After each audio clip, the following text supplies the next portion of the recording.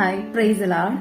இப்போ மனசளவில் கஷ்டம் இருந்தாலே நமக்கு வந்து ரொம்ப கஷ்டமா இருக்கும். ஆனால் சில பீப்புள் என்னன்னா ஃபிசிக்கலி அவங்களுக்கு ஏதாவது ப்ராப்ளம் இருக்கும். ஃபிசிக்கலி ப்ராப்ளம் இருக்கிற பீப்புளுக்கு வந்து மனசளவுலேயும் கஷ்டம் இருக்கும்.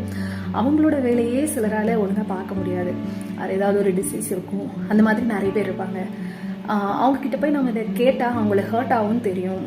ஸோ சில பீப்புளெலாம் என்னென்னா அவங்களுக்கு ஏதாவது கஷ்டம் இருக்குன்னு தெரிஞ்சாலுமே அந்த பார்க்குற பார்வையே ஒரு மாதிரி அவங்கள கீழே பார்க்கறது, அவங்ககிட்ட போய் இந்த இது கேட்டால் ஹர்ட் ஆகும் தெரிஞ்சும் அதை போய் கேட்குறது, இவ்வளோ நிறைய பீப்புள் இருக்காங்க. சிலர்கிட்டலாம் இந்த மாதிரி ப்ராப்ளம்ஸ் இருக்கிறவங்கள பார்க்கும்போது ஏன் நீங்கள் நேட்டிவ்ல இருக்கலையா அப்படிலாம் கேட்கும்போது என்னென்னா அவங்க சொல்கிற பதில் ஊர்லேயே இருந்தால் எல்லாரும் அதில் கேட்குறாங்க.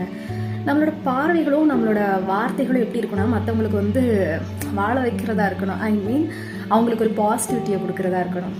அதை விட்டுட்டு அடுத்தவங்களை ஹர்ட் ஆக்குற மாதிரி ஏன்டா நம்ம வாழ்கிறோம் அப்படின்னு ஒரு மனுஷனை நம்ம ஃபீல் பண்ண வச்சோம்னா என்ன ஒரு டைப் ஆஃப் பீப்புளாக நம்ம இருக்க முடியும். எங்கள் அம்மா அப்பா ரெண்டு பேருமே எனக்கு சின்ன வயசுல வந்து சொல்லி வளர்ப்பாங்க. எனக்கு விவரம் தெரிஞ்சதுக்கு அப்புறமா எப்படின்னா நீ வந்து யாரையுமே ஒரு மாதிரி கேவலமாக எதுவும் பேசக்கூடாது.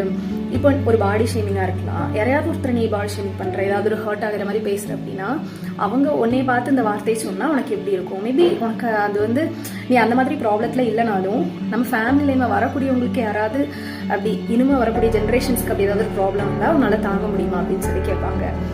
ஸோ அதனால நம்ம வார்த்தைகளும் நம்ம மற்றவங்களை ட்ரீட் பண்ணுற விதத்தையும் பார்த்து தான் நம்ம பயன்படுத்தணும் அப்படின்னு சொல்லுவாங்க.